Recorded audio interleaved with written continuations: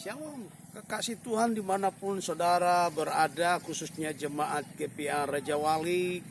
Bersyukur pada hari ini, hari Jumat, kita sebagai orang yang percaya kepada Yesus Kristus Tuhan, mengingat kembali, merenungkan kembali apa yang telah Dia buat ribuan tahun yang lalu bagi saudara dan saya.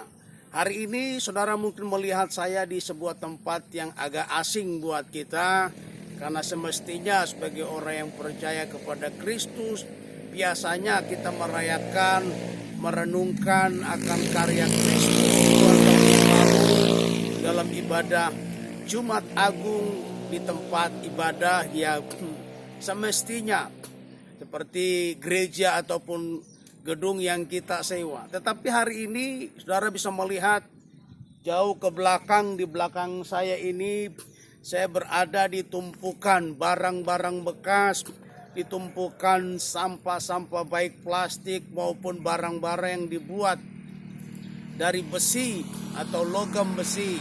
Nah, saudaraku yang kekasih dalam Tuhan, barang-barang ini tadinya menjadi barang-barang buangan.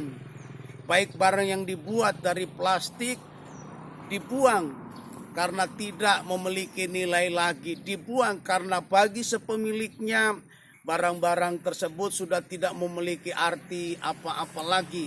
Tetapi hari ini saya berada di tempat ini untuk mau mengajak saudara merenungkan kembali arti kehidupan kita dulu atau sekarang, bahkan sampai selamanya, merenungkan tentang arti karya Kristus yang telah Dia buat bagi saudara dan saya ribuan tahun yang lalu. Hari ini kita berada sekali lagi di belakang kita ada tumpukan-tumpukan barang bekas yang bagi pemiliknya tidak ada artinya lagi. Tapi tahukah saudaraku yang kekasih bahwa barang-barang ini nanti akan didaur ulang, dijual dan akan menjadi berarti, dicari bahkan berguna buat orang yang nanti akan memilikinya kembali. Nah, saudaraku yang kekasih dalam Tuhan, hari ini Jumat Agung. Beberapa ribu tahun yang lalu Yesus mati, berkorban mati buat saudara dan saya. Hidup kita, saudaraku yang kekasih dalam Tuhan, ibarat atau saya umpamakan seperti barang-barang yang ada di belakang saya ini. Dulu kita mungkin seperti barang-barang tersebut, tidak berarti, tidak dianggap, tidak dipandang, tidak berguna. Tetapi kita bersyukur saudaraku yang kekasih dalam Tuhan, oleh karya Kristus di kayu salib buat kita, Dia menjadikan saudara berarti, Dia menjadikan saudara dan saya berguna, Dia menjadikan saudara dan saya menjadi berfungsi kembali, memiliki nilai kembali, bahkan dihargai dan dihormati kembali. Semuanya karena karya Kristus di kayu salib buat saudara dan saya. Saya ingat ada sebuah cerita di sebuah sekolah. Suatu saat seorang guru bertanya kepada murid-muridnya tentang siapa Tuhan. Pandangan mereka tentang bagaimana mereka menggambarkan sosok Tuhan di dalam kehidupan mereka. Lalu saudaraku yang kekasih, ada seorang anak berkata, Tuhan itu adalah pribadi yang menyembuhkan.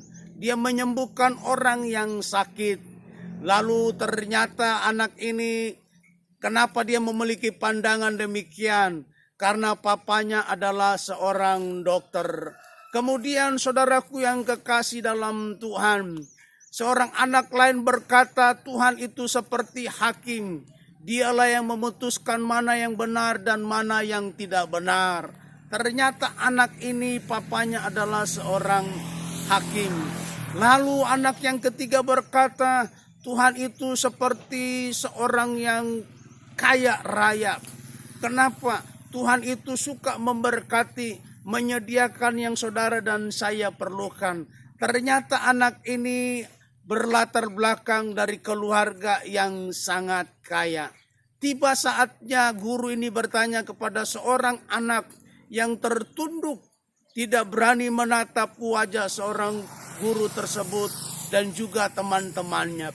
Lalu ditanyakan, menurut kamu bagaimana kamu bisa menggambarkan sosok Tuhan di dalam kehidupan kamu? Lalu anak ini berkata, Tuhan itu seperti seorang pemulung. Seketika satu kelas itu menjadi diam, sang guru pun berdiam. Kemudian sang guru bertanya, maksud kamu menggambarkan Tuhan seperti seorang pemulung itu artinya bagaimana?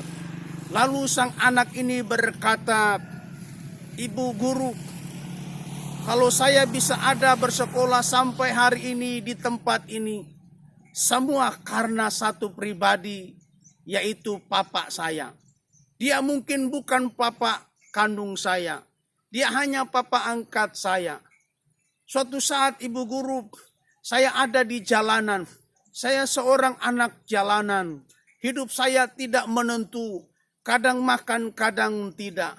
Lalu lewatlah seorang bapak yang hari itu dia sedang mencari barang-barang bekas baik dari plastik maupun besi. Bapak itu bertemu dengan saya. Kami berdialog. Kemudian singkatnya bapak itu berkata, ayo kalau begitu mari kamu tinggal saja sama saya.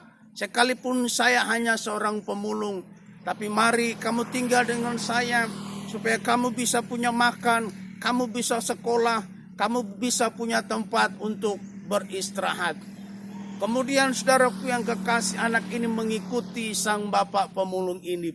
Lalu bapak pemulung ini memandikan dia, membersihkan tubuhnya yang kotor, menggantikan pakaiannya yang lusuh, memberi dia makan dan memberi dia tempat untuk beristirahat.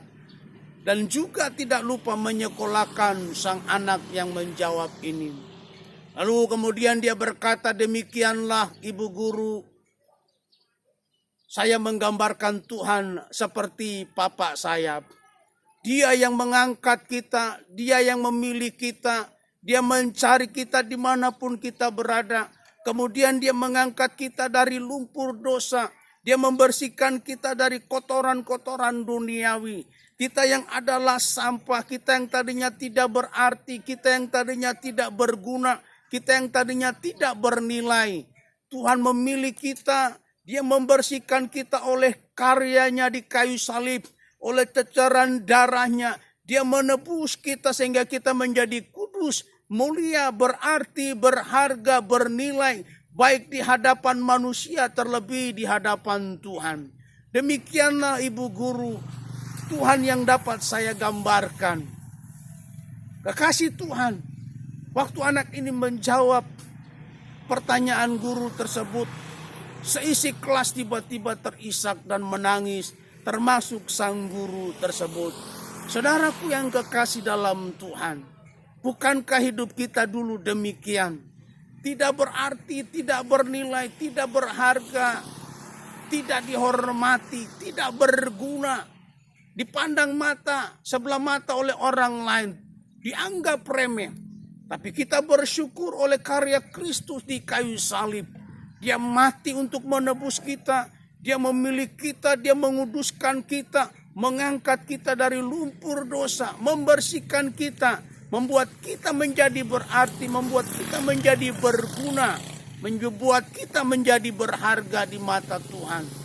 Mazmur 116 ayat yang ke-15 berkata, kita berharga, hidup kita punya nilai.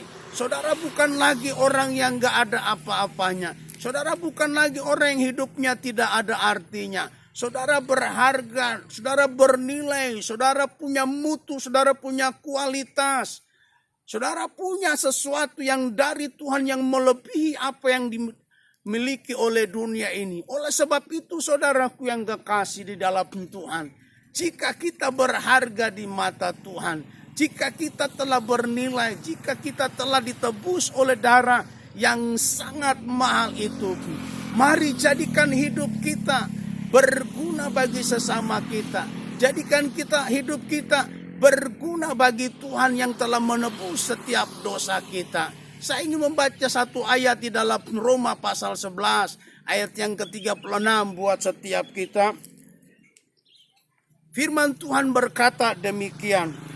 Sebab segala sesuatu adalah dari Dia, dan oleh Dia dan kepada Dia. Bagi Dialah kemuliaan sampai selama-lamanya. Segala sesuatu adalah dari Dia. Hidup kita adalah dari Dia. Semua yang kita alami, semua yang kita hadapi adalah dari Dia. Dan oleh Dia, kata firman Tuhan. Dan kepada Dia, bagi Dialah kemuliaan sampai selama-lamanya. Dia telah mengangkat saudara. Dia telah memilih saudara. Dia telah menebus dosa saudara dan saya. Dia telah membuat hidup kita menjadi berarti bagi Dia dan bagi sesama kita. Bagi sesama kita dan bagi orang di sekitar kita. Pertanyaannya adalah, sudahkah saudara berguna? Sudahkah saudara memuliakan Tuhan di dalam kehidupan saudara? Alkitab berkata, biarlah hidup yang telah ditebus, hidup yang telah dibuat oleh Tuhan berarti. Mari saudara dan saya pakai itu, pergunakan itu hanya untuk hormat kemuliaan nama Tuhan. Apapun keadaan saudara hari ini, apapun situasi saudara hari ini, saya mau katakan buat kita, biarlah kita tetap memuji Tuhan, biarlah kita tetap memuliakan Tuhan, biarlah kita tetap bersyukur kepada Tuhan, karena Dia yang telah memilih, Dia yang telah membersihkan kita, Dia yang telah menebus dosa kita, membuat hidup kita berarti, membuat kita berguna bagi Tuhan, bagi sesama. Muliakan Tuhan dalam hidupmu. Pergunakan apa yang saudara miliki hari ini, apa yang saudara punyai hari ini. Biarlah semuanya hanya untuk hormat kemuliaan nama Tuhan. Bukan kuat, bukan gagah kita, tetapi semua karena kasih setia Tuhan. Hari ini Jumat Agung, kita sebagai orang yang percaya kepada Tuhan, merenungkan, mengingat kembali apa yang telah Dia buat bagi kita. Sudahkah saudara memuliakan Tuhan? Apakah hidup saudara hanya untuk hormat kemuliaan nama Tuhan? Hari ini waktunya, hari ini saatnya. Muliakan Dia, tinggikan Dia, agungkan Dia. Sebab Dia layak untuk menerimanya. Tuhan Yesus memberkati. Mari kita berdoa. Kami bersyukur di dalam nama Tuhan Yesus Kristus. Di Jumat Agung ini kami bersyukur Bapa di surga. Karena Engkau telah menebus dosa kami. Engkau telah menyelamatkan kami. Engkau mati untuk menebus segala kejahatan kami. Kami yang seperti barang-barang di belakang kami ini. Kami yang hidupnya dulu seperti barang-barang di belakang ini. Tidak berarti dibuang di tempat sampah, berbau, kotor. Tidak berguna, tidak bernilai. Tidak dianggap, dipandang sebelah mata oleh orang lain. Tetapi kami bersyukur, Tuhan Engkau memungut kami dari tempat yang kotor. Engkau membasuh kami, Engkau membersihkan kami. Sehingga bau dunia, bau dosa hilang, kotoran-kotoran dunia. Karena pemberontakan kejahatan kami hilang.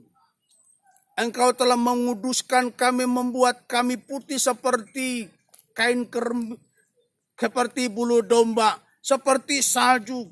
Kami bersyukur Bapa di surga, semua karena pengorbanan-Mu Yesus di kayu salib buat kami. Terima kasih buat semua yang Kau buat bagi kami. Bagi mula hidup kami untuk selamanya. Kemuliaan, hormat, pujian hanya bagi Yesus yang telah berkorban. Hanya bagi Yesus yang telah memilih kami. Hanya bagi Yesus yang telah membuat hidup kami berarti. Hanya bagi Yesus yang telah membuat kami berkualitas di dalam kehidupan kami. Bagi Yesus yang terbaik, pujian, hormat, syukur. Kami berdoa di dalam nama Tuhan Yesus Kristus. Haleluya. Amin. Tuhan memberkati. Karya terbesar